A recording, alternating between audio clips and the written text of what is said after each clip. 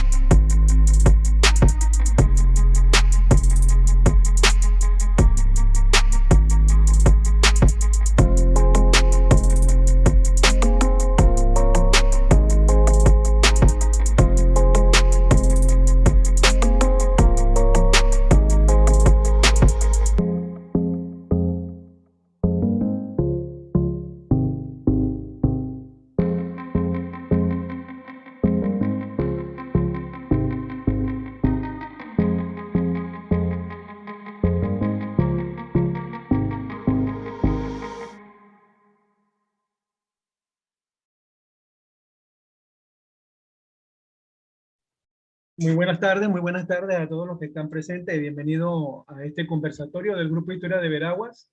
Hoy tenemos un tema que es sobre el pensamiento social y político de Manuel Gonzalito Celestino González en su obra Tolda Gitana. Automáticamente queda con usted el profesor Víctor Jordán Angria. Bienvenido, profesor. Es de usted los micrófonos.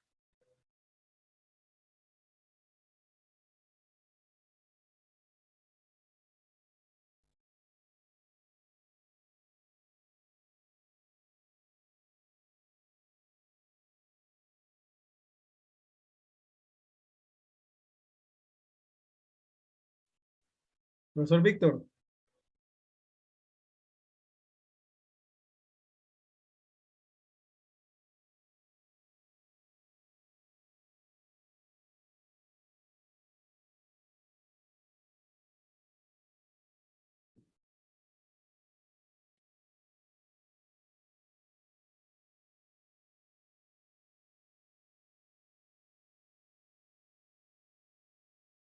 El profesor Víctor parece como que ha salido del aire un momento, así que vamos a hablar un poco sobre el próximo conversatorio que tendremos en el Grupo Historia de Veraguas el próximo miércoles. Vamos a tocar otro tema muy importante. Se trata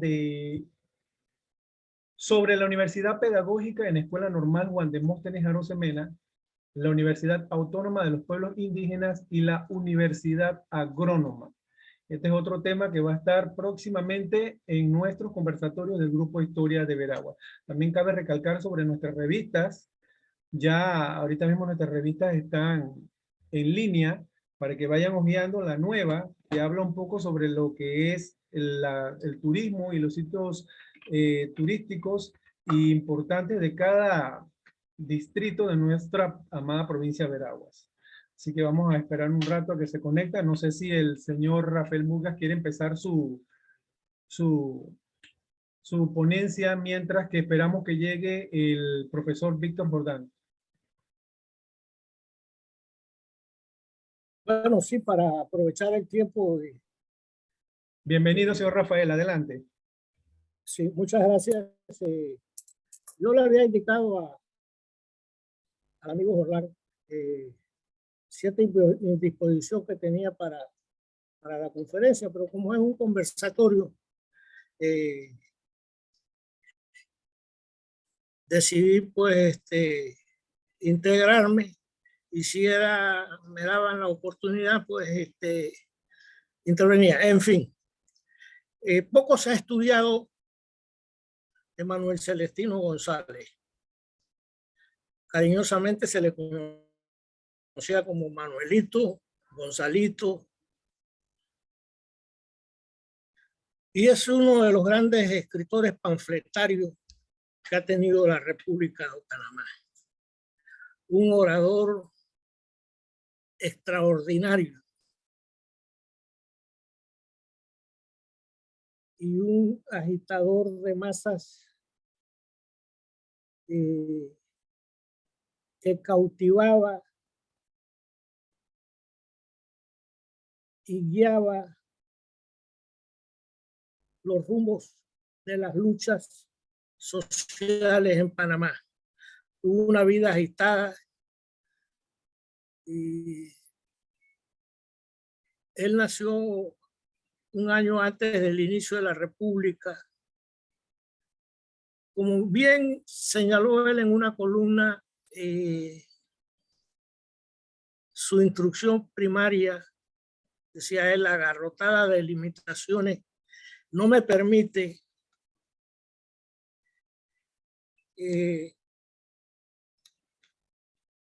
escudriñar con criterios científicos los problemas nacionales. Y una frase lapidaria dice: pero tengo de la plebe su coraje y su gran inteligencia sin cultura. La agarrotada limitación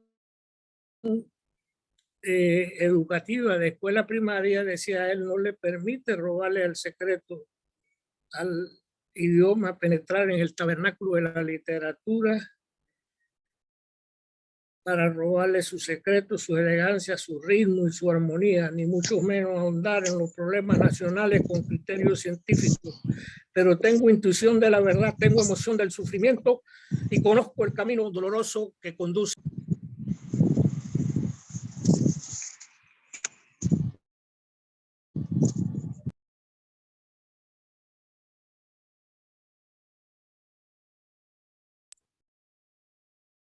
Sí, perdonen. Ha llegado el amigo Jordán. Sí, ya está el profesor Víctor Jordán, pero puede terminar su ponencia y luego le damos el paso al profesor Víctor, o señor Murgas. Sí. Y él decía que con mucha satisfacción que Mario Augusto Rodríguez y Nacho Valdés sí habían tenido la oportunidad de entrar a la arena del certamen porque lograron estudiar la escuela primaria y la secundaria y otros estudios adicionales. Pero sin embargo, él fue un autodidacta extraordinario, un lector asiduo y me duele y ojalá este conversatorio siga siendo otro aldabonazo para que se empiece a estudiar la personalidad en toda su faceta de Gonzalito. La primera tolda, como hizo Jordán, la publicaron a los 2 años de su muerte y un grupo de santiagueños, entre los cuales estaba Chico Chanmarín, Rafael Murgas padre. Chico Chanmarín me explicó que él firmó como Mundo Ortiz. Si usted ve la primera tolda y la segunda tolda gitana, publicada en 1974 por el Movimiento de Acción Revolucionaria, al cual yo pertenecía en la Facultad de Derecho, ahí aparecen los redactores, perdón, los que compilaron las columnas, entre los cuales hay un Mundo Ortiz, y yo me preocupaba siempre eso. Chanmarín, bueno, en fin de cuentas, para abreviar, me dijo, Mundo Ortiz era yo, Murgas. Lo que pasa que el Remonato me estaba persiguiendo y yo no podía exponerme. Entonces utilizó ese seudónimo porque hay que darle el crédito a Chanmarín. En la última tolda que citó Jordán del centenario,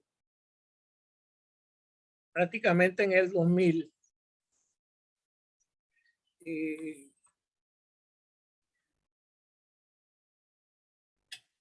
aparecen como editores 2 sobrinos míos, Rafael Cardanero y Augusto Sanjur. Colaboró en esa compilación de las toldas gitanas Goncha González y El Suscrito. Pues bien, en esa tolda gitana se trata de recoger el pensamiento de Gonzalito y las hermosas columnas que escribía en el diario de la hora. ¿Por qué tolda gitana? Porque Gonzalito era un libre pensador y los periódicos se lo peleaban para que escribiera las columnas, pero Gonzalito no se sometía a ningún dictamen de una línea editorial de un periódico determinado, y en un momento dado tocaba los intereses del periódico y lo echaban de ese periódico y lo recogía otro periódico. Y entonces en ese peregrinar, su amigo Mario Augusto Rodríguez le sugirió que a su columna la llamara Tolda Gitana, la más leída de la República de Panamá. Jordán ahondará sobre el pensamiento filosófico, ideológico de Gonzalito. Me cuesta ubicar el pensamiento ideológico de Gonzalito. Hay una frase que él expone en su credo, y es que él hace un llamado a la revolución y dice: la revolución del pueblo, pero no la revolución con adjetivos, añagaza que en el camino siembra la discordia, se refería a las ideologías en franca contradicción de la época.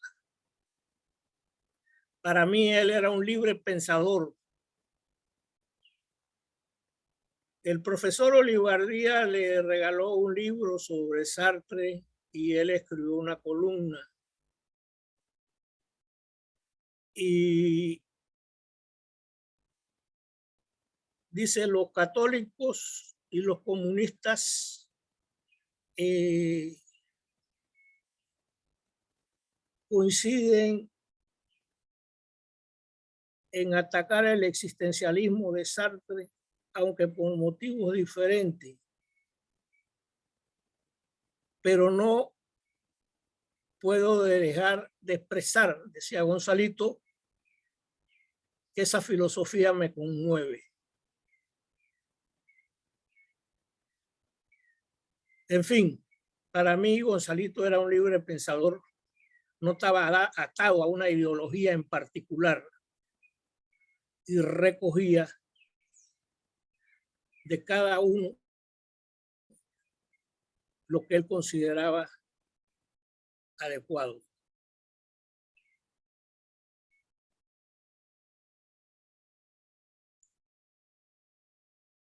Cuando yo digo que no se ha escrito sobre Gonzalito es porque se han seleccionado sus toldas gitanas, por ejemplo, en estas 3 toldas gitanas que cita Jordán con precisión. Escritos sueltos muy valiosos de Gonzalo Castro, de Álvaro Menéndez Franco, de Chamarín, de Rafael Murgas, padre e hijo, y muchos intelectuales panameños escritos sueltos en la prensa, que son valiosos, pero como aquí están los queridos profesores de la universidad, ¿qué más tema para desarrollar una tesis de historia de sociología? No sé, ustedes son los indicados, que la vida y obra de Gonzalito o un tema relacionado con el quehacer de Manuel Celestino González. Gonzalito tuvo en Acción Comunal en 1931 y se toma con el Capi Riera el cuartel de Santiago, que no se rindió, como ya se ha explicado en algunas otras conferencias, la tanqueta que hizo Felipe Virsi, etcétera. Veragua no se rinde porque Acción Comunal finalmente se entrega y le dan la presidencia a Ricardo J. Alfaro. Pero el Capi Riera y Gonzalito no entregan la plaza de Santiago. Y entonces mandan a unos masones, ¿no? Porque los de Acción Comunal eran masones, y no lo digo de forma despectiva.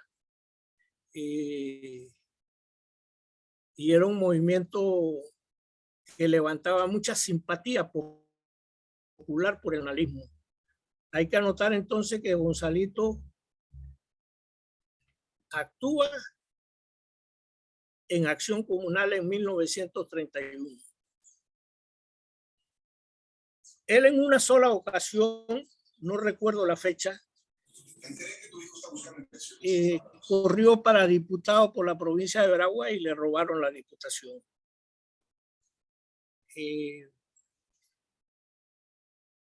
Luego de eso, su vinculación con Acción Comunal y los hermanos Arias, él admira a Arnulfo Arias. Y había un dicho cuando Arnulfo se postulaba, viene el hombre. Pues bien, Gonzalito militó con el doctor Arnulfo Arias y tenía esperanza de que Arnulfo Arias hiciera esa revolución popular como instrumento de la justicia.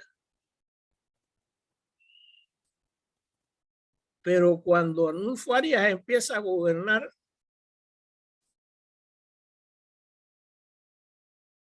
Gonzalito suelta una frase. El pueblo decía, viene el hombre está aquí, pero no ha resultado un revolucionario, sino un farsante, un falso apóstol.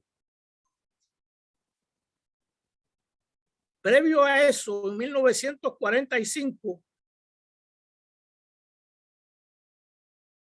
luego de derrocado en el 41, en la década del 40,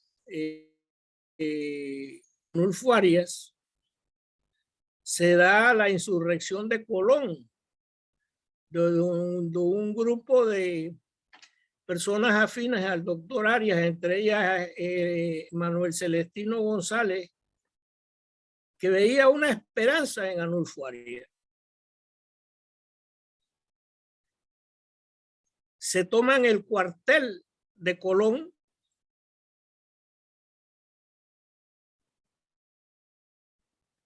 pero fracasan en el intento de reinstalar en el poder a Arnulfo Arias. Ahí es donde pierde la pierna Manuel Celestino González. Le correspondió a 2 militares, entre los cuales estaba el capitán Remón en ese entonces, sofocar el levantamiento del 21 de diciembre de 1945 en Colón. Y como era obvio el objetivo del movimiento, empiezan a buscar a Arnulfo y Arnulfo suelta una frase. Dice, yo no tengo nada que ver con esos 4 locos que se fueron a Colón. Eso hiere profundamente a Gonzalito y le dedica una columna a los muertos y rompe definitivamente con Arnulfo Arias desde el 45. Pero él reconoce que Arnulfo cautiva a las masas.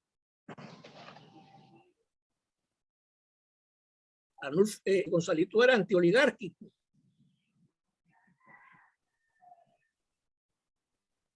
Hay un pasaje en el 10º aniversario de la Escuela Normal Juan Demóstenes Arosemena,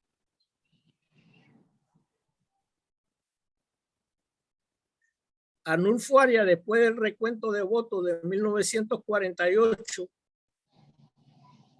que sorpresivamente el tribunal después de 2 años dice que no fue Domingo Díaz el que ganó, sino Arnulfo Arias, en una jugarreta de la oligarquía. Bueno, Arnulfo Arias era el presidente en el 10º aniversario de la Escuela Normal en el 49.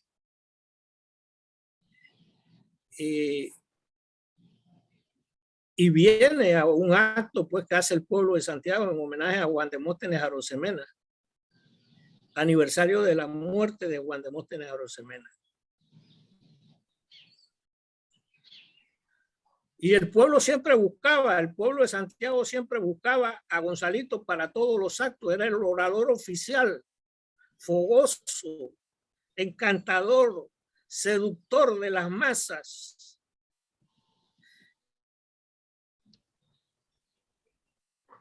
Y él se acerca y conversa con Pito Murga y en el discurso él pretende darle sus cuetazos a Arnulfo.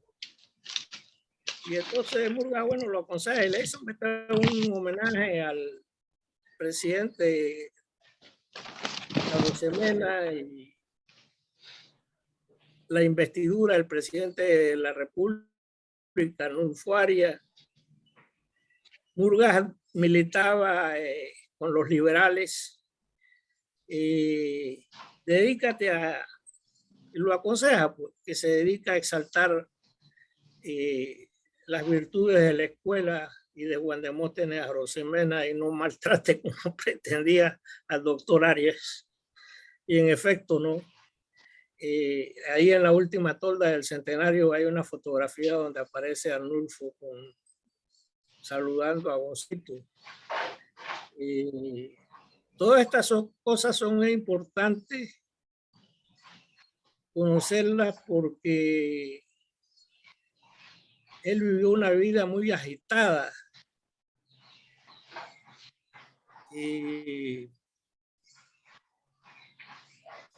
Sufrió mucho. Carcelazo, estuvo en Coiba.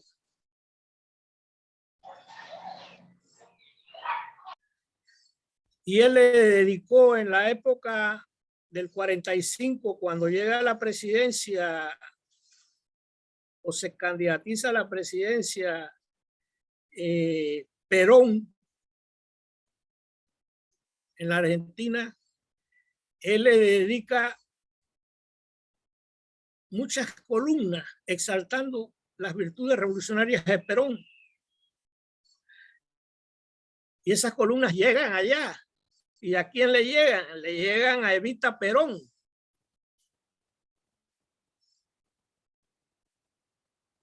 Y cuando Perón gana las elecciones o llega a la presidencia, Evita Perón le manda un telegrama a Gonzalito.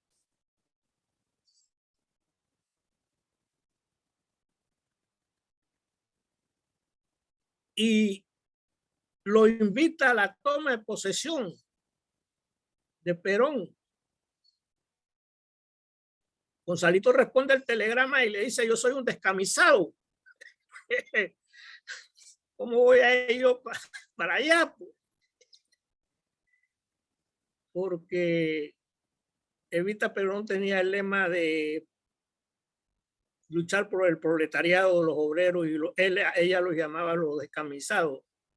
Gonzalito le responde, pues, felicitándola por el triunfo, etcétera, y le dice: no, yo soy un descamisado, yo no puedo ir para allá.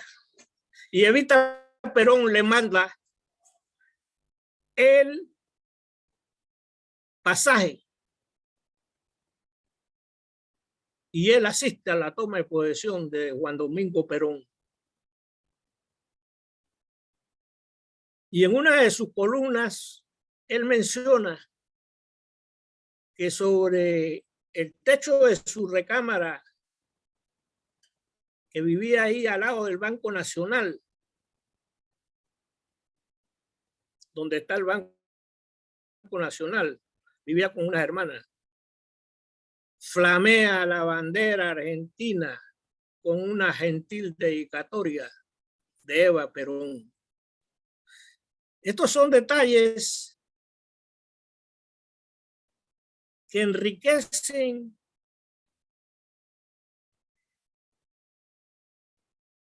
lo extenso de la vida de Gonzalito.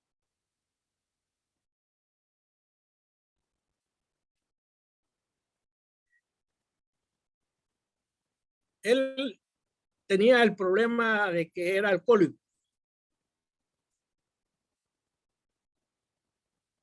Y se pasaba en el Parque de Santana. Yo no sé si es leyenda o qué, pero yo he escuchado reiteradamente, escuchaba a través de mi vida, que cuando el coronel Remón pasaba por Santana, Gonzalito se paraba en la mitad de la carretera, se quitaba la pierna de madera y la alzaba flameante como una ametralladora hacia el coronel Remón. El coronel Remón no permitía que la seguridad lo maltratara y ordenaba un brindis para los que acompañaban a Gonzalito. Era admirado por esa pluma maravillosa y esa oratoria que he estado repitiendo, nunca vista en la República de Panamá. Su última jornada en la huelga santiagueña de 1952, que se reduce a lo siguiente. Remón gana en mayo las elecciones en 1952 y manda a cerrar el internado de varones y el primer ciclo de varones de la escuela normal. Se lo llevaban para David y la normal solo podían estudiar las señoritas. Cuando de todo Panamá mandaban, de Panamá, de Colón, de San Blas, de Herrera, no se diga, Azuero, Chiriquí, mandaban a estudiar al internado de varones y al internado de señoritas. Entonces era un golpe muy fuerte al progreso educativo de la nación y un golpe a la educación en Veraguas e incluso a la economía. Es ahí donde surge entonces aquella idea de crear un comité pro defensa de la normal, donde participan las izquierdas y las derechas. Chanmarín al lado de Pablo J. Alvarado,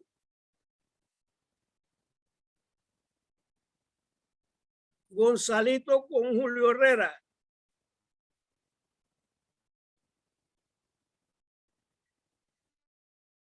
y nombran una triada presidida por Rafael Pito Murgas como presidente del comité y una troika integrada por Murgas, por Gonzalito como orador oficial y Julio C. Herrera.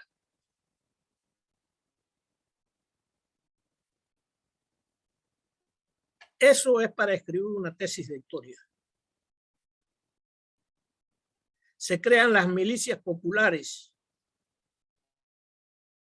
porque acaba de pasar en Bolivia una revolución y allá se habían creado las milicias populares armadas y la revolución triunfó en el 52 en Bolivia. Y ese ejemplo lo recogen los huelguistas, porque Remón lo que estaba siguiendo era la doctrina macartista del 52, del senador McCarthy,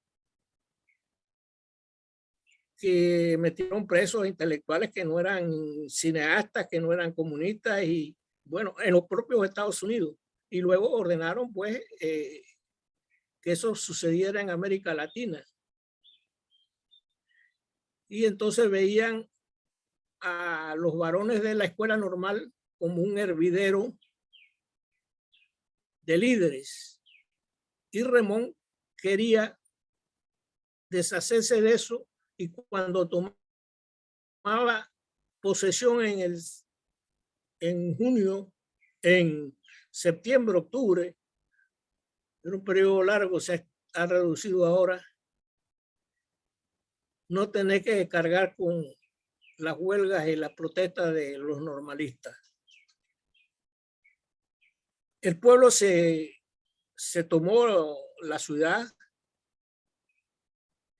El capitán jefe, el comandante jefe de las milicias populares fue Justo Fidel Palacio,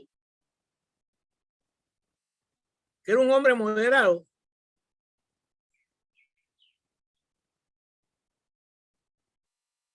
y me dijo Chamarín que cumplió fielmente con sus deberes revolucionarios y nunca se le ha hecho un homenaje a Justo Fidel Palacio. Pues bien, yo lanzo que hay que cultivar en la universidad, porque no nos queda de otra que los jóvenes que están enamorados de la historia rescaten a Manuel Celestino González en todas sus facetas.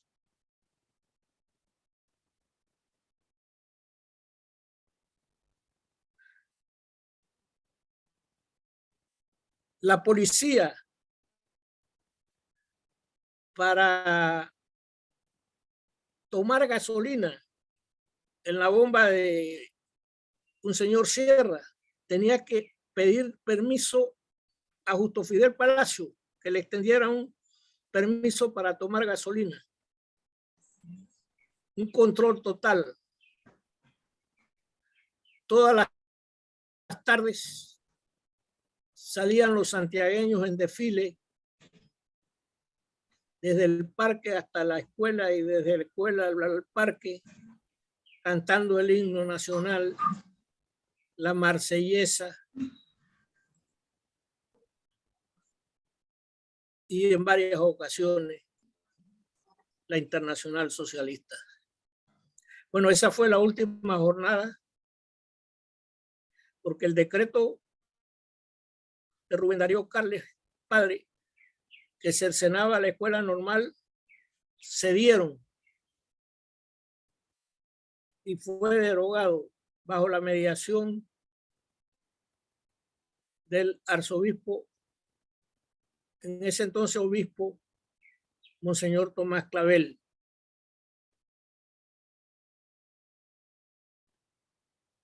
Yo quiero finalmente decir que hay una columna en que Gonzalito critica a un revolucionario cubano, Eduardo Chivas, político ortodoxo del Partido Ortodoxo, porque se suicidó. Y decía Gonzalito, la inacción no es el camino de un revolucionario. Pero Chivas se suicidó porque era un hombre con una moral muy alta y él dijo algo en contra de un adversario político y no resultó ser cierto. Y él, por honor, se quitó la vida en vivo en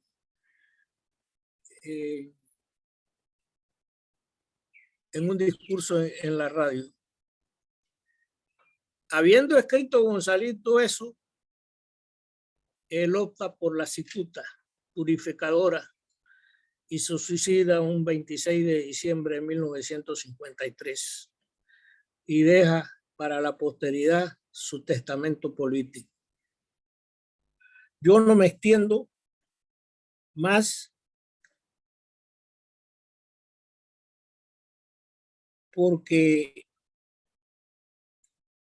sé que el amigo Jordán tiene bien ordenadas sus ideas y me someto al periodo de preguntas y respuestas. Muchas gracias.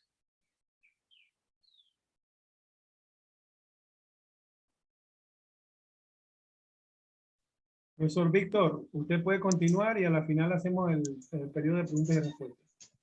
Sí, cómo no. Bueno, después de haber escuchado las brillantes palabras y memoria de Rafael, creo que va a ser difícil que podamos llegar al nivel de interés que ha demostrado y que nos tiene, como dice uno, embelesado con la historia de Manuel Celestino González. Yo voy a tratar de rescatar sus pensamientos social y político en algunos aspectos, porque estoy seguro que ustedes posteriormente van a ahondar en su trabajo, en su memoria. Y yo empezaría diciendo que voy a iniciar mi tertulia hablando de la despedida y de la muerte de Manuel Celestino González. Conozco que sé que el único panameño, el primer panameño que se inmola por su principio, por su fortaleza moral y ciudadana, es Manuel Celestino González. Y él lo relata en su carta que escribe y que fue publicado en el diario La Hora dos días después de su muerte, el 28 de diciembre del año 1953. Y le leo lo que él escribió con puño y letra propiamente. Dice: me duele irme porque tengo compromisos y afectos, pero estoy encercado y una a una se ha ido muriendo toda mi esperanza. Y los hombres y los pueblos solo esperan cuando están llenos de esperanza. Pienso en mis hijos y honda tristeza, debe ser una honda tristeza, me anonada. Pienso en mis amigos y en mis familiares y siento temblores de vacilación en mi conciencia.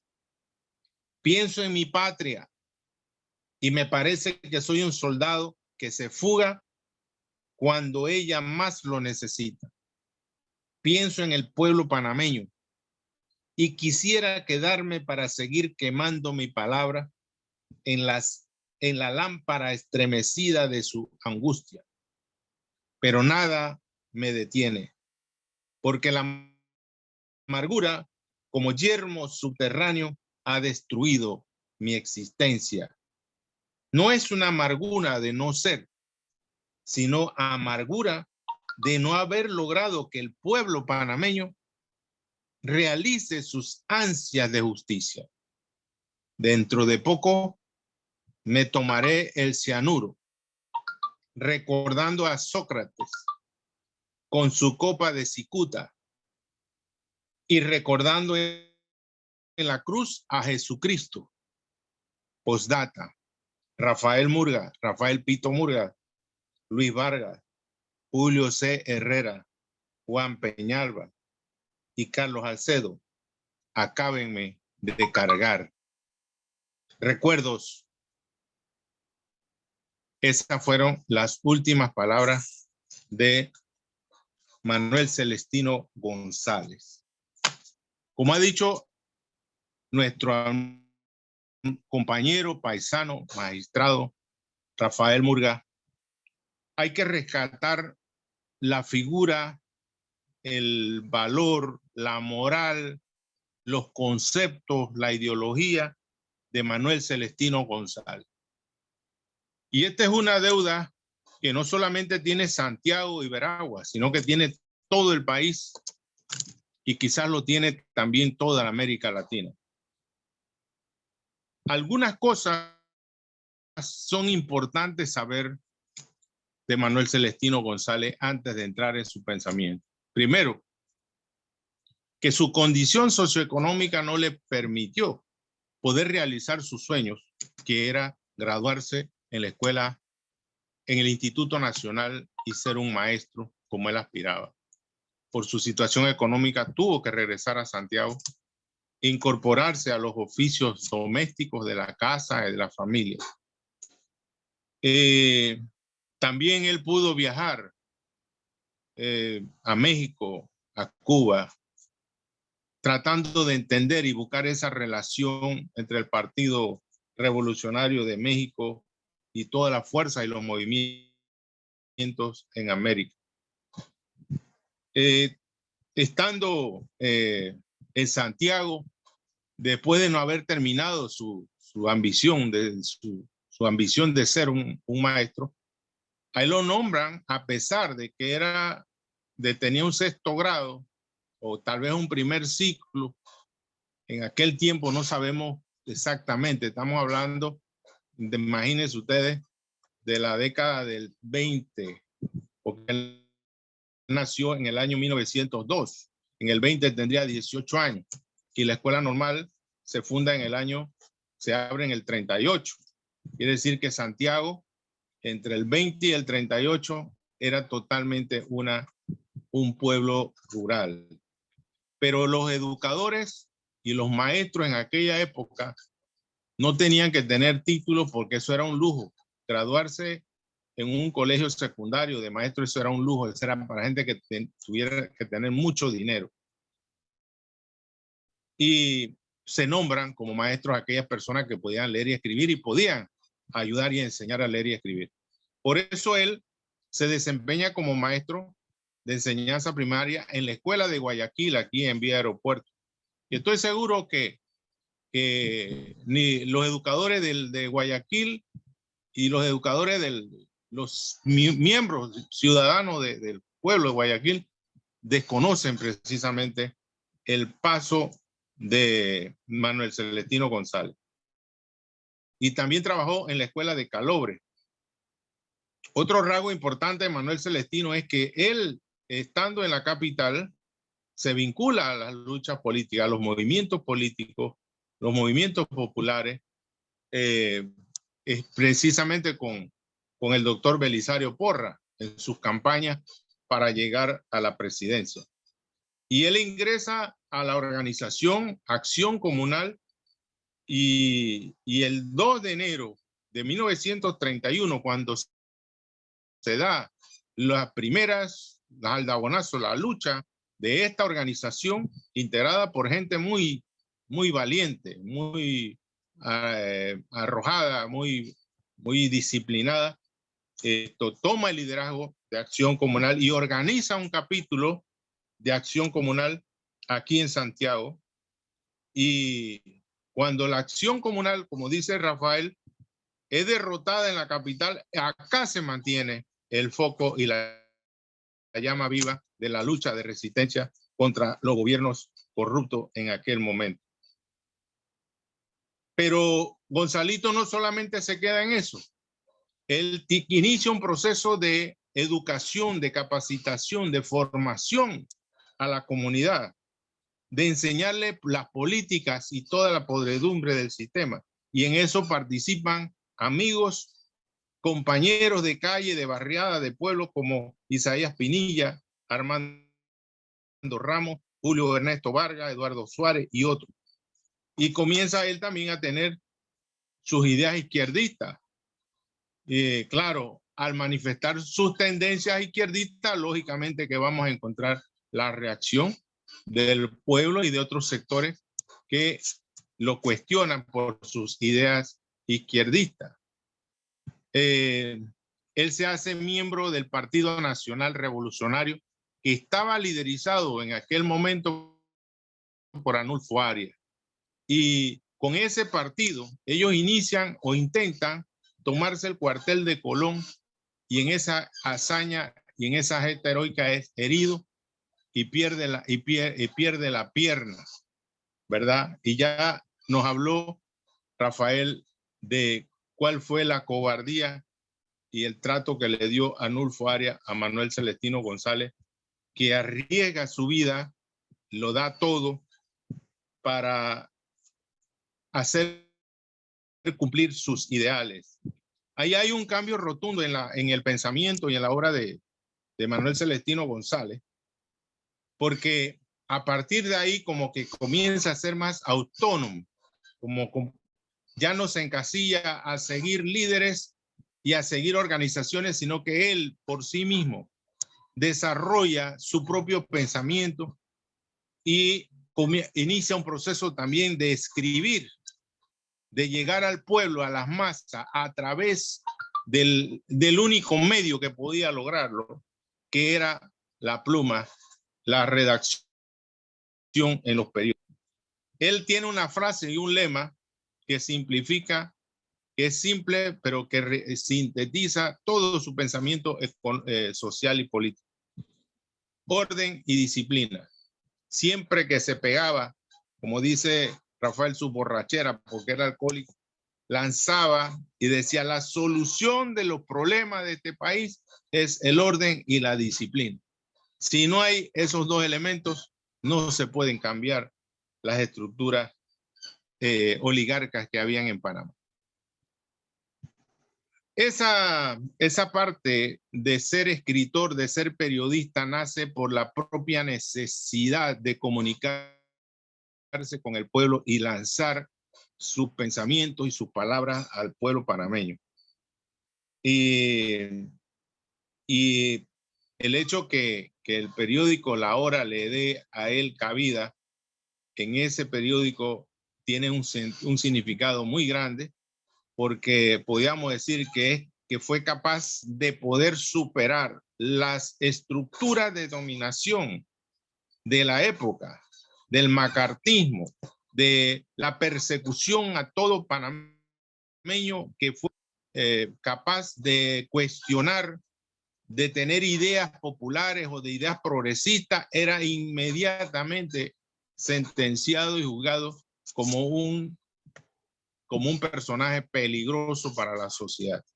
Y no es por casualidad que ese remonato se va a continuar y va a agravar las condiciones sociales de Panamá hasta el levantamiento del tute, porque las reglas, las normas que aplican para que la juventud sea esclava, sea atada, sea robotizada, o sea, estrangulada en un aula de clase, se legitima a través de los decretos presidenciales o ejecutivos que hablaban sobre la necesidad de reforzar, de reformar y controlar las asociaciones de estudiantes.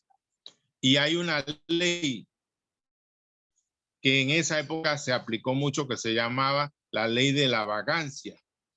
La ley de la vagancia ponía preso, tenía orden de arresto a toda persona que no estuviese trabajando, pero tenía una doble intención, y era precisamente tener una justificación para capturar a los jóvenes que precisamente no estaban trabajando y que estaban en las luchas sociales. Definitivamente que el capítulo de Manuel Celestino González en la organización de la huelga más grande que se ha hecho en Panamá, como lo dice Febo Díaz en su novela La insurrección del arcoíris, de la escuela normal a la guerrilla del Cerro Tute, le dedica Febo Díaz aproximadamente como un tercio de la obra a ese movimiento que se organizó para defender la escuela normal. Y hay que leer detenidamente esta investigación que ha hecho Febo sobre la estructura orgánica que se monta, los conflictos, el juego de conflicto y la participación de los jóvenes para poder librarse de un poder autoritario dominante de la capital sobre un poder, como decíamos nosotros, autónomo, santiagueño y veragüense, que se sigue repitiendo hoy en día la misma política y las mismas tendencias, donde tenemos un gobierno central que impone los servicios públicos, las políticas públicas, las leyes, los programas, los proyectos, y el pueblo veragüense, la provincia de Veragua, queda como simple espectadora de lo que le cae y de lo que le puedan dar los gobiernos de turno. Ese fue el caso de la escuela normal, cuando hay que cerrar de la parte de las directrices de una educación, de un ministro de educación que no conoce la realidad,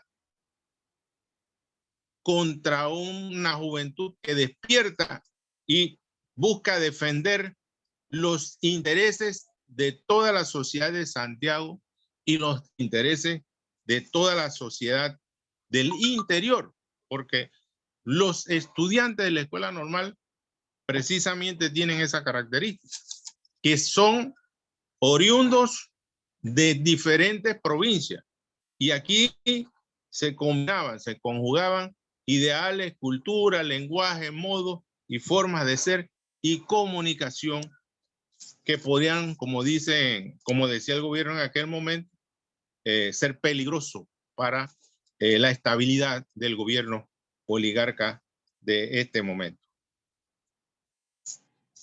Yo he recogido de la obra de Tolda Gitana, creo que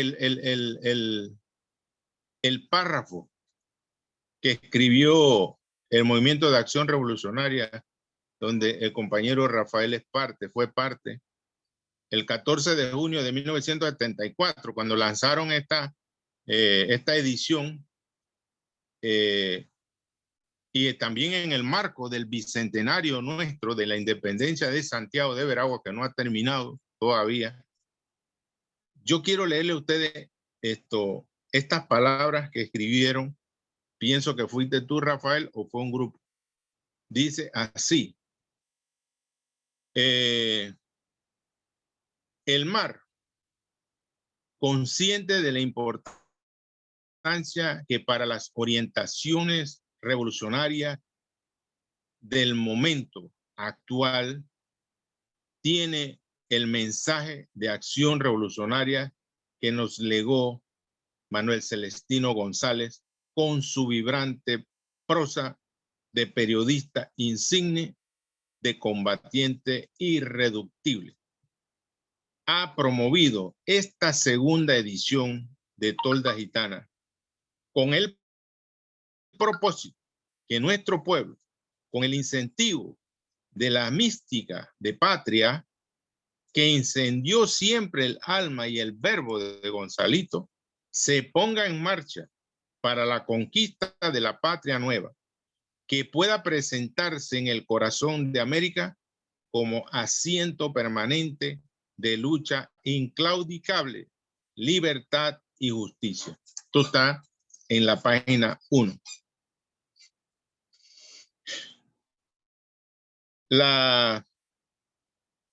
Calculo que el Tolda Gitana tuvo como 4 años, según mi cálculo aquí, de redacción. Y en esta edición de la primera edición, en el segundo aniversario, es digno de destacar al director de la edición, que fue Milciades Amores Colin, y colaboraron en ello personajes que hoy en día muchos de los panameños y los santiagueños desconocen: Rafael Pito Murga, Eustorio Gin, Justo José Pedrosa, Álvaro Menéndez Franco, Silvestre Rodríguez, al cual yo lo conocí como funcionario del Ministerio de Educación, imprimiendo en los mimeógrafos, Héctor González Peñalba, Carlos Sarmiento González y Cundo Ortiz o Mundo Ortiz, este es Chamarín, ¿no? Dima Flores, Juan Manuel Núñez, Gil Moreno, Octavio Delgado, Octavio Marín, Ricardo Guardia, Fernández. Entonces, todo este grupo, más una gran cantidad de personajes que aparecen ahí, que son como cerca de unos 80, se unen, se integran para mantener el pensamiento de Manuel Celestino González y producir su trabajo, su pensamiento, de manera que no se vaya a perder. Yo recogí de todas sus toldas gitanas, solamente voy a tocar 2. La primera, que se llama Mi Credo, y una de las últimas, dedicada a la juventud, que se llama Aliento y Consejo. En la columna Mi Credo, Manuel Celestino González señala que él es una persona que coincide con todas las indignaciones populares y que él lamenta que su instrucción, su poca instrucción primaria, no le permite abordar en los problemas nacionales con criterios científicos. Tal vez por eso, digo yo, desde mi punto de vista ahora, que si Manuel Celestino González hubiese tenido la oportunidad de desarrollar su pensamiento a un mayor nivel académico, nosotros pudiéramos haber tenido un genio en la política, un genio, un estadista, una persona de mucho más aporte de lo que él hizo, que fue mucho. Él señala y reconoce pensamientos dialécticos y marxistas que sin haber estudiado a esos grandes, podríamos decir, filósofos, pero tenía un pensamiento social autónomo, como también en gran parte lo tenía Chico. El pueblo es la masa de desposeídos, es la masa productora de la riqueza. El pueblo es la base económica de la nación. Por lo tanto, al pueblo le corresponde dirigir y orientar el desarrollo de una nación. También habla del campesino, de cómo el campesino rico y el campesino y el rico del pueblo midieron y cercaron su abuso con 4 cercas de alambre, y el alambre hizo derecho de propiedad que la ley le garantiza. Es decir, cómo el campesino rico que tenía alambre, que tenía dinero para comprar el alambre, cerca, despoja a los campesinos que no tenían dinero y se van creando todos estos latifundios con el amparo de la ley. El dueño, dice él, el dueño natural de la tierra debe ser el que nació en su seno. Y el Estado no puede ser el acondicionador de la tierra para los ricos, que el pueblo es el creador de la riqueza social. No hay otro camino que podamos hacer para lograr la verdadera justicia. Y aquí él habla de que la revolución es el camino que hay que lograr, pero una revolución sin adjetivo, que no es una revolución para engañar, que tenga un trasfondo donde imperen otros intereses, sino una revolución del propio pueblo como instrumento de justicia. Esto realmente, ¿por qué? Porque él había visto traicionado todo su legado, todo su trabajo, todo su sacrificio por personas que eran parte de su movimiento donde él había participado y que al final quedaban negociando o formando parte de esas estructuras de gobierno, traicionando el legado.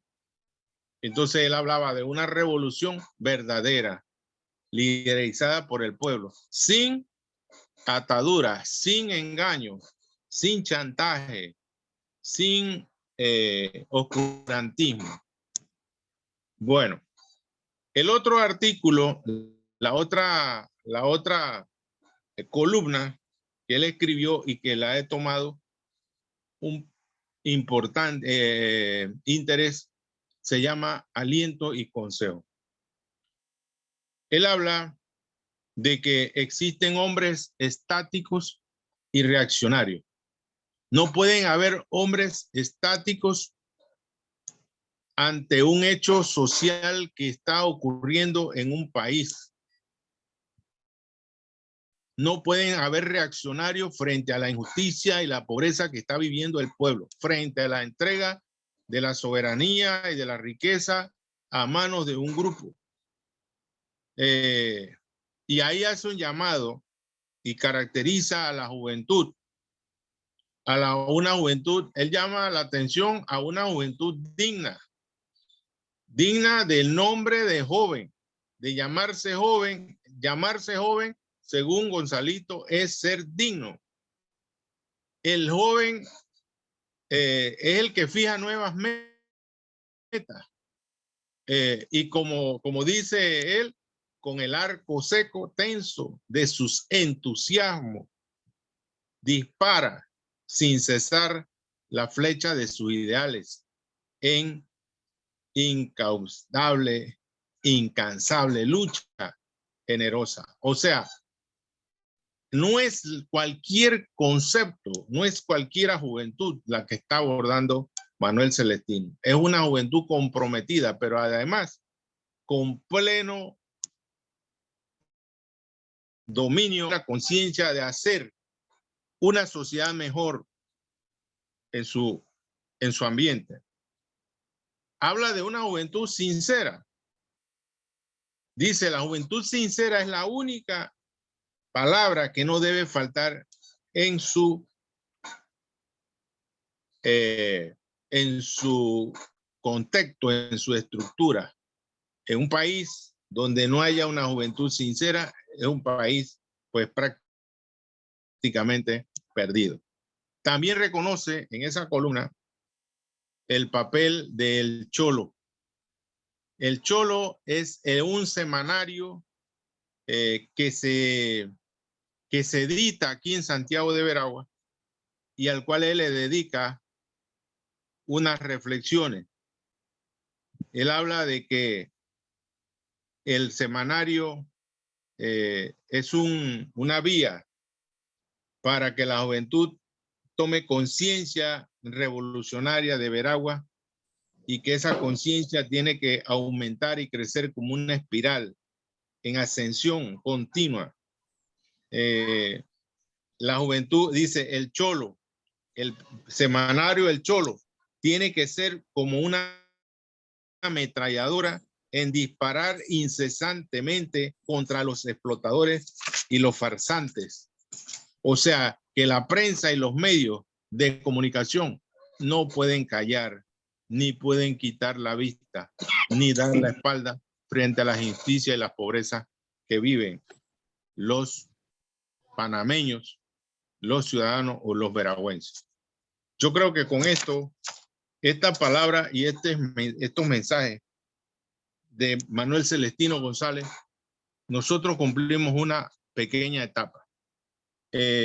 Coincido con Rafael en el hecho de que hay que seguir estudiando a Manuel Celestino González. Manuel Celestino González no está evaluado ni calificado en la sociedad santiagueña con el valor que merece. Creo que si hay una persona, una figura, una estatua, una imagen que debe estar dentro de la escuela normal, es Manuel Celestino González. Si hay una figura que debe estar en un parque, en una avenida, en un lugar distintivo, tiene que ser Manuel Celestino González. Y no simplemente un personaje que que consumió alcohol, que tomó aguardiente y que fue un cristiano más. ¿Por qué miramos a Manuel Celestino por los vicios y no por sus aportes? No por su trabajo, por su sacrificio. Usted sabe lo que significa inmolarse por su principio. No hay seres humanos comunes como este. Creo que en Panamá puede estar Manuel Celestino González y el compañero, el señor, creo que es apellido Aragón, ¿verdad? El que se inmoló frente a la embajada, no sé si fue en Suecia o en Suiza, cuando se aprobaron los tratados Torrijos-Carter y el cual él no estaba de acuerdo con ellos. Son los únicos dos casos que yo conozco donde el hombre es capaz de tener plena conciencia, los 5 sentidos, para decidir un cierre, una renuncia a su lucha, porque no puede vivir presente ni disfrutar de una vida sabiendo que no ha podido lograr los objetivos y la conquista que se planteó. Así que, siendo una hora exacta de exposición, yo también doy por terminado. Felicito a todos los compañeros que están participando de esta tertulia y espero que estas ideas que hemos lanzado Rafael y yo sirva o contribuya para afianzar la lucha, para buscar la justicia, para hacer de Veragua verdaderamente una sociedad mejor, con justicia social y con una verdadera equidad en todos los aspectos. Muchas gracias por escucharnos. Estamos a la orden. Muchas gracias al profesor Víctor Jordán y al señor Rafael Murgas. Le damos las gracias por la participación que han tenido, muy nutrida y muy especial dentro de este conversatorio. Paso por aquí para recordarles nuestro próximo conversatorio el próximo miércoles sobre la Universidad Pedagógica en la Escuela Normal Juan Demóstenes Arosemena, la Universidad Autónoma de los Pueblos Indígenas y la Universidad Agrónoma. Vamos a leer algunos mensajes que están dentro del chat. Este lo dice el señor Francisco Conte. Muy cierto, la adherencia a sociedades secretas parte de connotados miembros de Acción Comunal, los colores sobre todo, el morado, los triángulos y las serpientes y las esvásticas. Aquí vamos a leer un mensaje del señor Adalberto Bisuetti. Buenas tardes para todos. Saludos desde Cabuya de Chame, en la provincia de Panamá Oeste. Estos fueron todos los mensajes que estaban hasta ahora en el chat de nuestro grupo. Así que de esta manera le damos paso a las personas respetuosamente que están dentro de este conversatorio para iniciar el periodo de preguntas y respuestas. Así que pueden desconectar su micrófono o poner la manito que está debajo en la descripción. Ah, bueno, ya tenemos una manito y casualmente el arquitecto Sebastián Aguilar. Adelante, arquitecto, y luego poco a poco van a ir sumándose las personas que están dentro del grupo. Bienvenido, arquitecto. Buenas tardes a todos. Ante todo, felicitar al magistrado Rafael Murgas por esa excelente exposición y todos los datos históricos que nos ha dado sobre Manuel Celestino González, que de verdad son muy importantes para recordar y para ver lo que es la identidad de nuestro pueblo y conocer todas estas historias de lucha que son merecedoras de reconocerlas, ¿no?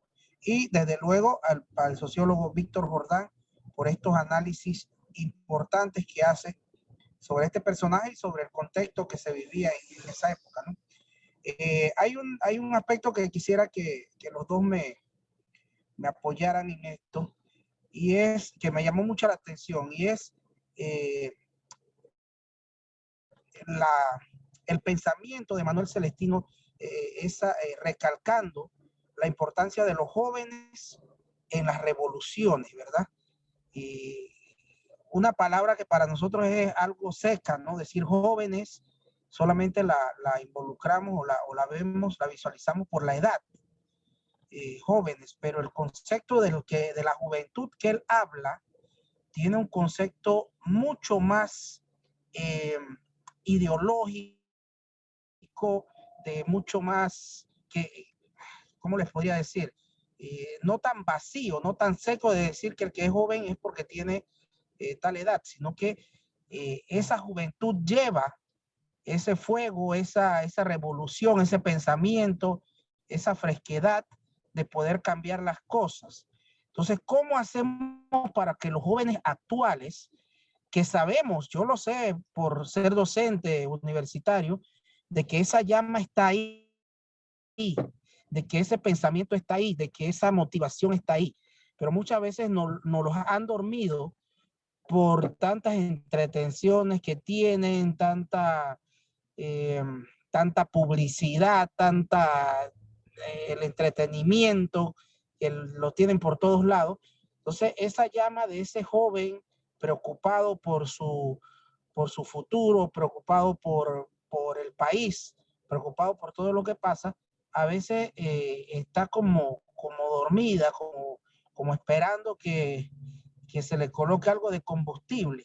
Entonces, y Manuel Celestino nos deja ese ese pensamiento, aunque parezca, bueno, es lo que en las palabras que acaba de comentar el profesor Jordán, es lo que me pareció a mí, ¿no? Que él nos estaba tratando de decir que aprovecháramos esa juventud, que buscáramos esa juventud para poder hacer cambios en la sociedad. Aquí tenemos un dirigente, a Francisco Conte, que es dirigente estudiantil, que está conectado y que sabe que eso está ahí, ¿no? Muchas veces nosotros cuando en arquitectura fundamos la Unión de Estudiantes de Arquitectura, es una de las más activas de la Universidad de Panamá. Esos mismos jóvenes que hoy en día son profesionales, así hicieron muchos cambios en la universidad. Entonces, por esta razón quisiera que el profesor Jordán y el amigo Murgas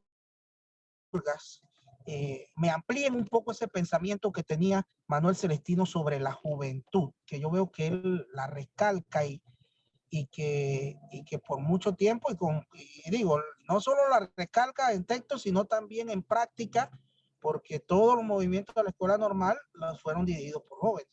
Entonces, que me profundicen un poquito en esa parte, o las opiniones personales, cómo podemos hacer para que estos jóvenes actuales puedan seguir algunos de los principios de Manuel Celestino González y la idea que él tenía, ¿no? Más que todo eso. Gracias. Bueno, yo no sé si Rafael tiene, yo voy a poner mi idea y si Rafael tiene la suya, también espero que lo haga, ¿no? Pero yo le digo a usted y a todos los participantes de esta tertulia, nosotros, los jóvenes de la época, de la década, miren, los jóvenes de la década del 20 hacia atrás, del 20, estamos hablando del inicio de la República, nosotros nos confrontamos con hechos históricos donde es la juventud que sale a luchar para defender su propio país, su propia realidad. Y esto ¿por qué nace del corazón del joven? Porque en ese momento la necesidad de sobrevivir y el joven no tiene que pedir permiso para sobrevivir. El joven no tiene que estar atado a alguien para poder luchar por su propia existencia. Estamos en un mundo donde cualquier desliz, cualquier desequilibrio que pudiera ocurrir en un acto de un joven le podía costar la muerte. Pero a pesar de eso, era necesario rifársela para poder vivir y poder sobrevivir. Lo que Manuel Celestino González señala es que en la juventud tú no le puedes poner cortapisas, ni le puedes poner bozales, ni le puedes poner etiquetas a un joven para que haga o actúe de acuerdo con tus propios intereses.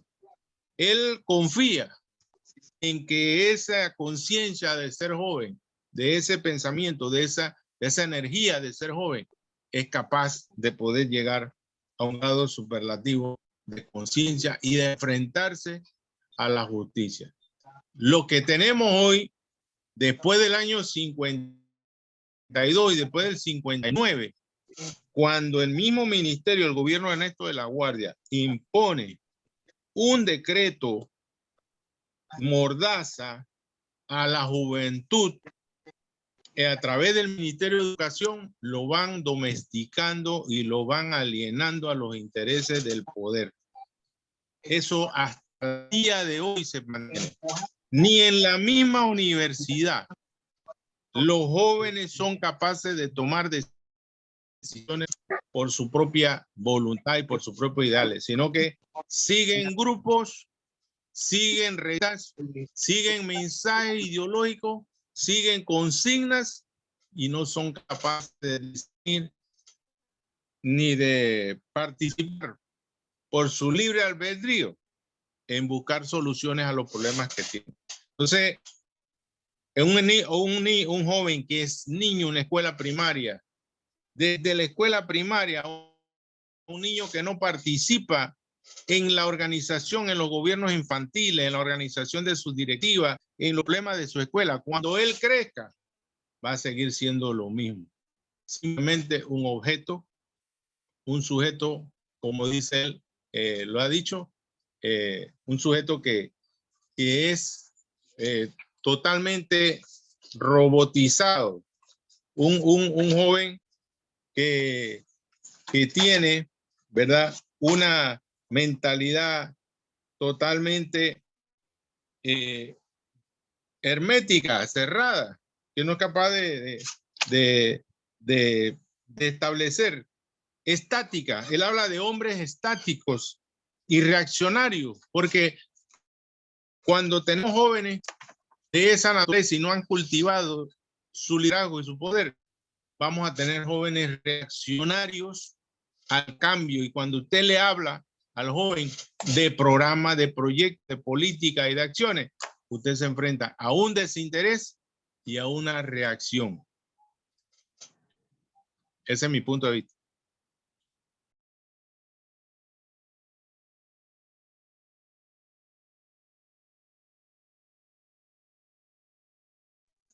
Hay una mano levantada ahí, yo no sé de quién es. La mano que está levantada es Sebastián Aguilar, pero puede seguir el señor Rafael Murgas. Sí, brevemente.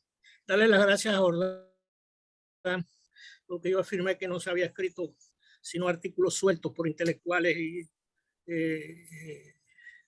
revolucionarios,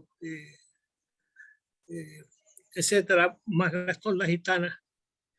Y bueno, hizo bien Jordán en recordar que Febo Díaz escribió Las insurrecciones del Arcoíris en la novela, la primera parte de la huelga de 1952, donde el personaje central es Manuel Celestino González. Además de eso, Febo Díaz publicó un libro, ya no en novela, menos extenso que la novela, pero con hechos reales, no novelados, sobre los dos movimientos. El segundo ha tenido poca difusión, pero es uno de los grandes méritos de Gonzalito. Coincido con Jordán en el sentido de que Aragón hay que hacerle justicia. Muchos de los que votaron, los que votaron sí y los que votaron no al tratado lo votaron pensando en la soberanía, salvo aquellos que querían sacar réditos políticos, pero no fue el caso de Aragón. Actualmente yo me he inscrito en un grupo en el cual estamos por luchar por la abrogación del Tratado de Neutralidad, que como bien dijo Torrijos, nos coloca bajo el paraguas del Pentágono. Y esa fue una de las cosas que llevó a Aragón a inmolarse y fue uno de los costos de la negociación. Entonces hay que hacerle justicia a Aragón y a Gonzalito. Solo la juventud libre de intereses creados puede salvar la República. Pero una de las proclamas de Gonzalito y una de sus columnas, que es Siembra, dedicada a la juventud, donde él dice, voy a leerle algunas frases: la juventud es bandada de aguilucho bajo el cielo de la República, por eso la intimidan para que no extienda sus alas en bandera de combate. La juventud es brioso corcel sobre la pista, por eso la enervan con el vicio, para arruinar el garbo triunfal de su carrera. Y la juventud es cofre que conserva el carácter de la nacionalidad, por eso tratan de desvincularla del pasado para que no escuche el grito de la sangre. Pero la juventud es el futuro de la patria, por eso defiende con ahínco los atributos de la soberanía. La juventud es dignidad, por eso es rectitud en la conducta, es fuerza, por eso es entusiasmo en la batalla, es heroísmo, por eso se agita en tensión de sacrificio. La juventud es lucha incesante hacia la meta, por eso insiste en sus empeños con el amanecer de cada día. Esta es una de las columnas más bellas, que una prosa cautivante de Gonzalito, y que en parte responde a la pregunta del arquitecto Sebastián. Gonzalito tenía mucha fe en la juventud. Hay una columna en donde él da las gracias a un grupo de jóvenes santiagueños, entre los cuales está Alcedo, no recuerdo ahora mismo los otros, cuando él se sentía muy decaído y había dejado de escribir, y entonces ese grupo presidido por Alcedo, un estudiante marín, era de la época de Polidoro,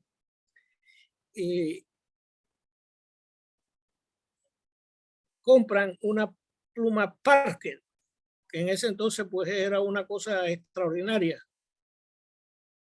y con un gesto de hidalguía y de solidaridad se la entregan a Gonzalito, y Gonzalito retoma la pluma y sigue escribiendo de manera combativa contra la oligarquía rapaz, bandolera, como él la llamaba. Gracias.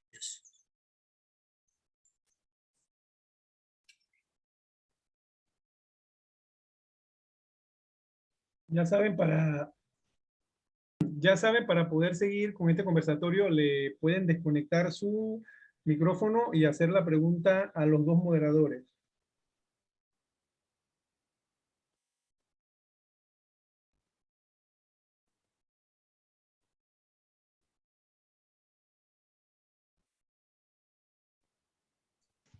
Bueno, no solamente la tertulia, no es solamente preguntar.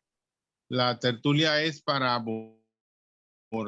aportar, también para criticar, para solicitar, para cuestionar, para comparar. Es decir, es un conversatorio informal dirigido, orientado hacia un determinado asunto o tema. Así que aquellos que no están preparados para exponer, están preparados para escuchar y poder aportar, inclusive enriquecer lo que aquí se ha dado, o ver a Manuel Celestino González en un contexto o en un ámbito mucho más amplio o más específico. Así que no tengan ustedes ningún tipo de temor ni censura de que por sus preguntas o sus palabras vayan a ser cuestionados. O sea, esto es una tertulia, y así son todas las tertulias desde que vienen de allá, de la época del Renacimiento y de la época antigua. Así que adelante, compañero, pregunte, porque el que pregunta sabe, el que no pregunta queda ignorante.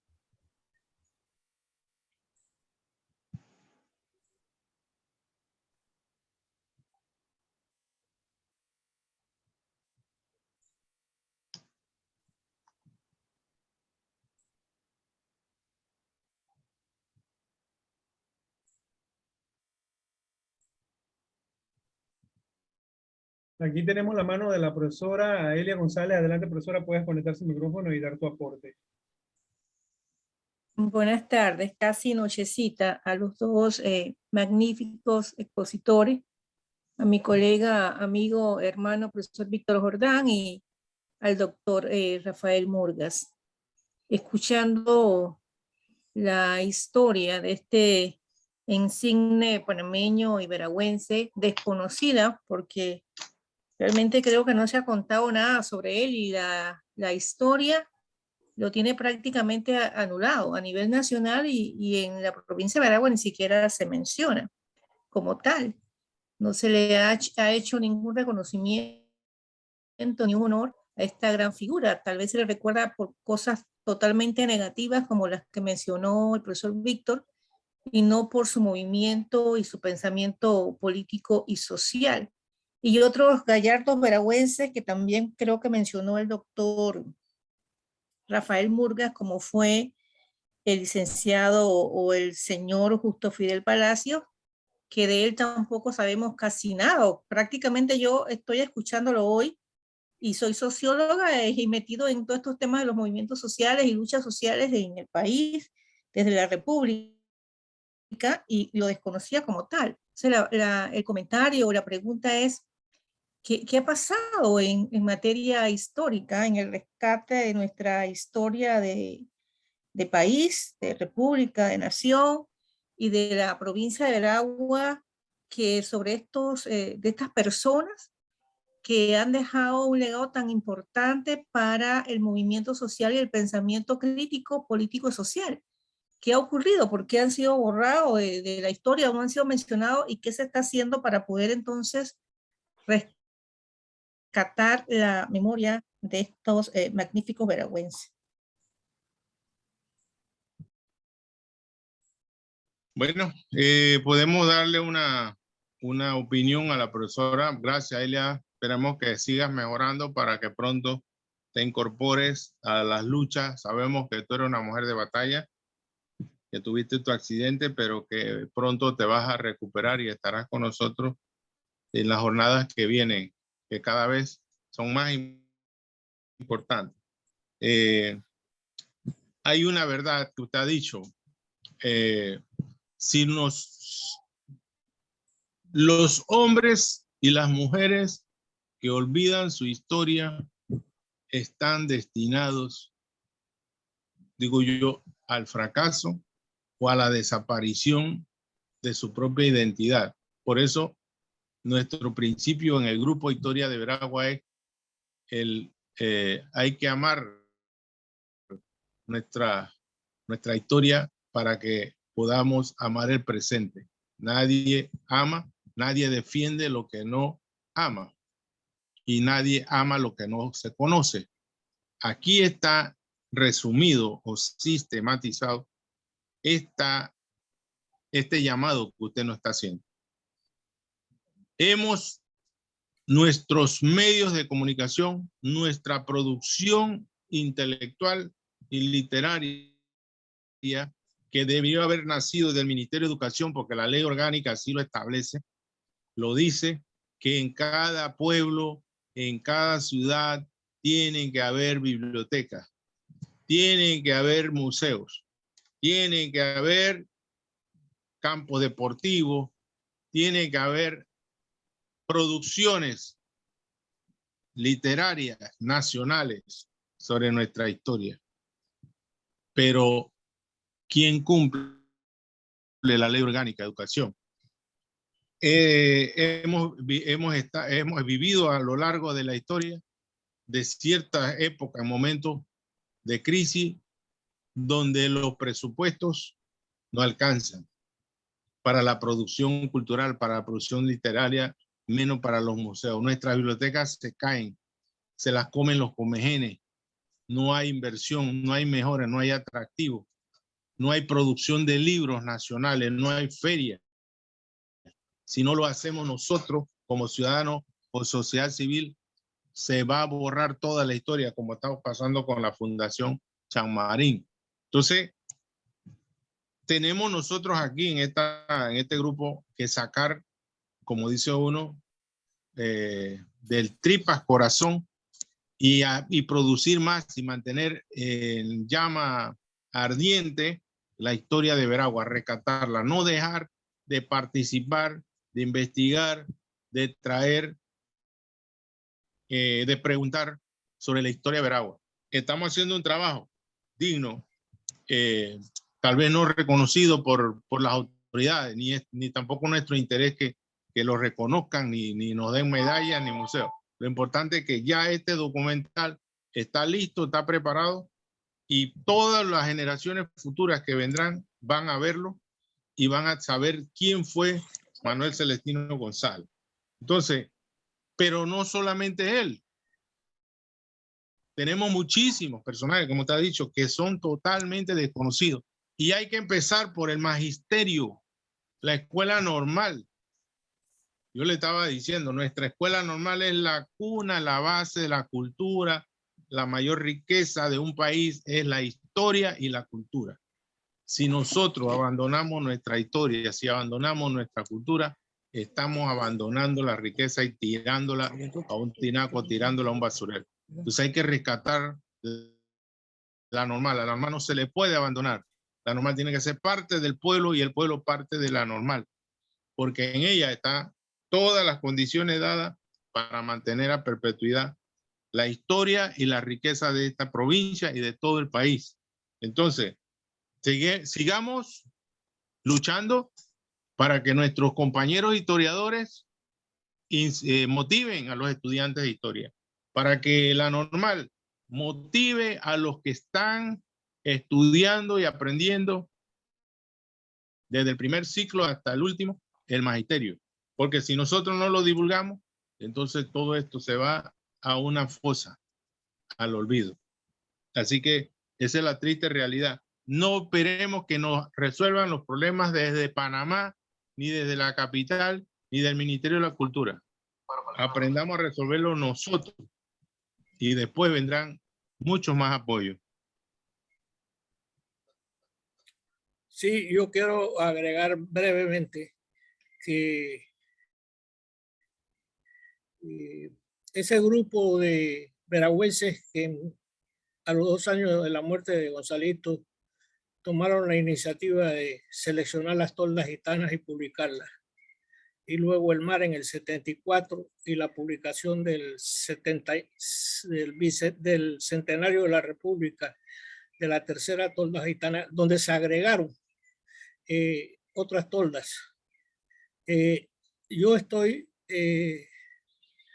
tratando de hacer una nueva publicación de las toldas gitanas, agregando nuevas toldas gitanas, porque Gonzalo Castro, un veragüense luchador, me entregó la colección de toldas gitanas que a su vez le había entregado Mario Augusto Rodríguez. Y yo las tengo y puedo darle un juego a cualquier historiador, a cualquier investigador, porque la idea no es retener la información, sino ponerla a disposición. La oligarquía no perdona, profesora Elia González, y la oligarquía no perdonó a Victoriano Lorenzo, pero poco a poco se fue rescatando la figura de Victoriano con desertores de Ramón H. Jurado, con las novelas de Chanmarín, y así sucesivamente. Y hoy en día Victoriano ha entrado por la puerta ancha a la historia. Rafael Pito Murgas en 1967, un grupo reducido de personas, en un aniversario de la muerte de Gonzalito en 1967, dijo las siguientes palabras ante la tumba de Gonzalito: tú dijiste que no todos los que lucharon por la libertad y la justicia tenían la suerte de que sus enemigos los obligaran a tomar la cicuta. Señala Murgas. Tus enemigos no eran más piadosos que los que clavaron en la cruz al Dios hombre. No eran menos crueles los que condenaron a Sócrates. No, no tuvieron potestad de arriba para matarte en nombre del pueblo, lavarse las manos como Pilato y presentarse ante el mundo como defensores de la justicia, de la moral y de la ley. La oligarquía no perdona. Aquí hay un grupo de historia que está batiéndose heroicamente con limitaciones para cumplir justamente con lo que usted señala, profesora Elia González. Y le deseo que se reincorpore también para que haga sus aportes. Gonzalito debe presidir una plaza pública en Santiago y su pensamiento social, político y su trayectoria debe ser pan diario, no solo para los veragüenses, sino para el pueblo panameño en general. A Gonzalito no se le recuerda por que hubiese tomado alcohol. Esa es una faceta, pues. Pero además fue la desesperanza. Por eso Álvaro Menéndez Franco decía, ay del que deje apagar la lámpara de la esperanza, caminará irremediablemente hacia la inacción. Y Gonzalito perdió la esperanza. Fue maltratado por la oligarquía. Pero este grupo, al cual me he incorporado recientemente, está haciendo una labor extraordinaria y tenemos que darle todo el apoyo.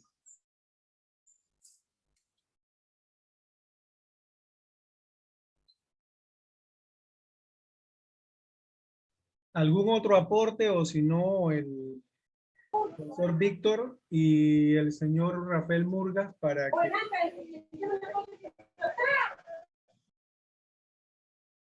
Ya apagué el micrófono. Bueno, vamos a hablar un poquito sobre algunos mensajes que tienen por acá que dejaron en nuestro chat. La señora Gina nos dice sorprendente el valor que tiene el señor Gonzalito y que él se conoce muy poco. Excelente posición, gracias. Hablamos del señor Adalberto Bisuetti, quien dice Gonzalito fue uno de los grandes maestros del periodismo en Panamá. Su columna Tolda Gitana siempre combatió la clase gobernante en los años 1940. Fue un periodista revolucionario. Hasta aquí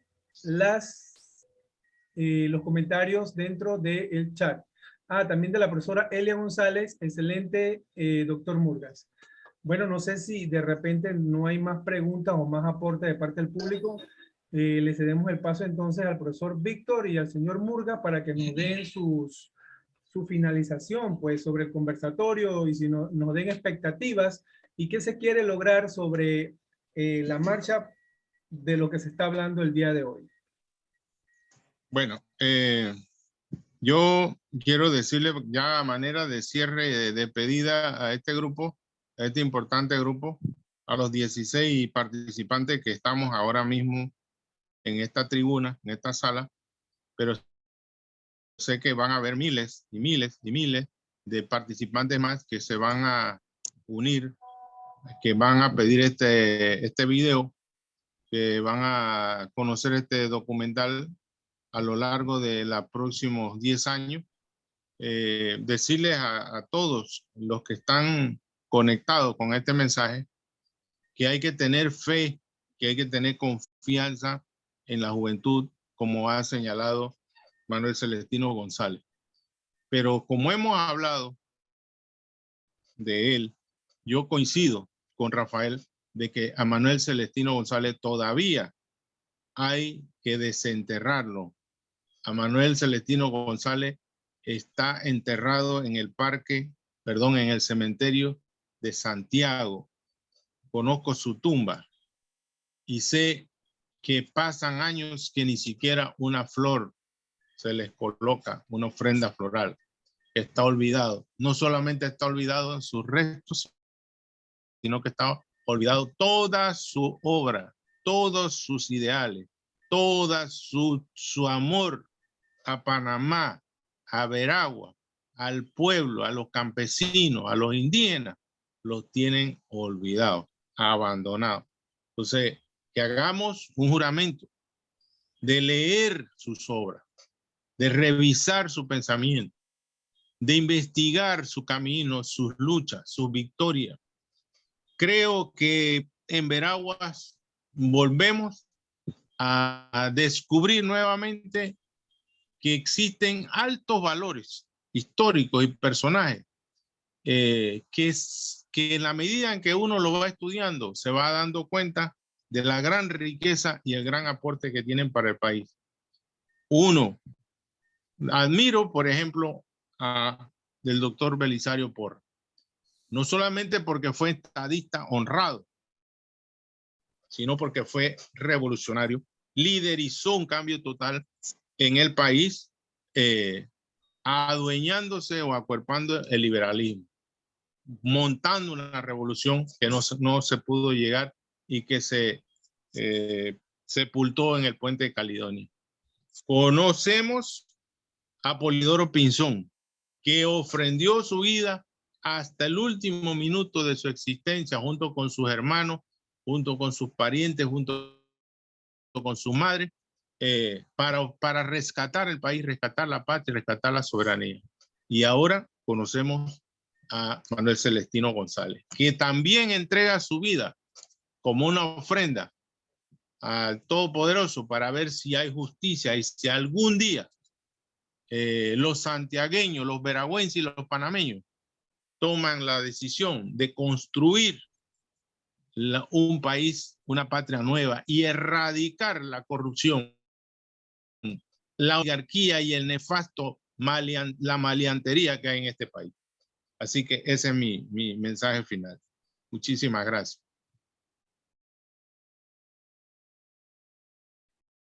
Bueno, yo coincido plenamente con el mensaje de Jordán y me adhiero.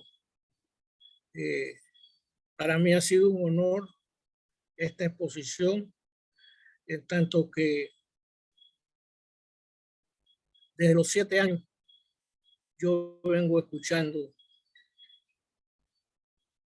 la historia de Manuel Celestino González y me he propuesto publicar una cuarta tolda gitana, selección de sus escritos, con nuevas, incorporando nuevas y valiosas escritos que no se pudieron incorporar en las primeras. Así que creo que el Grupo Historia de Veraguas ha cumplido con Gonzalito.